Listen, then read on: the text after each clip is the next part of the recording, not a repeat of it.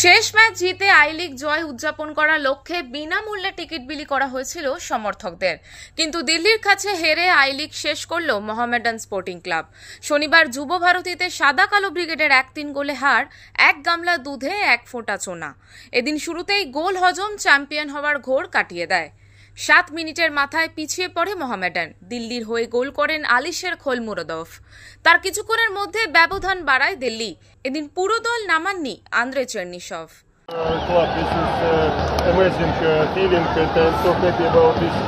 Players, they did perfect job, and we need to celebrate today and some days like that. I don't want to speak about match today.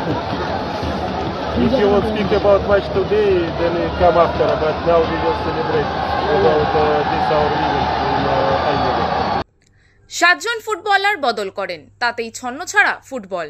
Champion হয়ে যাওয়ায় আত্মতুষ্টি প্রবেশ করে শিবিরে। গা ছাড়া ভাব স্পষ্ট ছিল।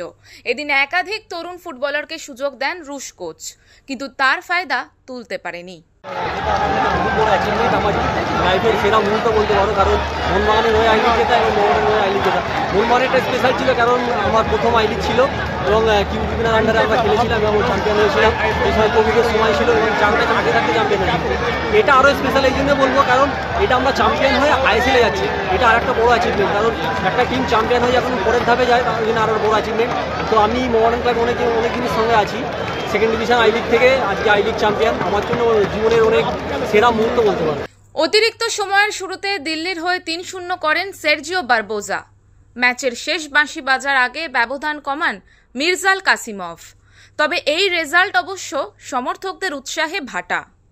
কলকাতা থেকে অঞ্জন চট্টোপাধ্যায়ের রিপোর্ট, ওঙ্কার বাংলা।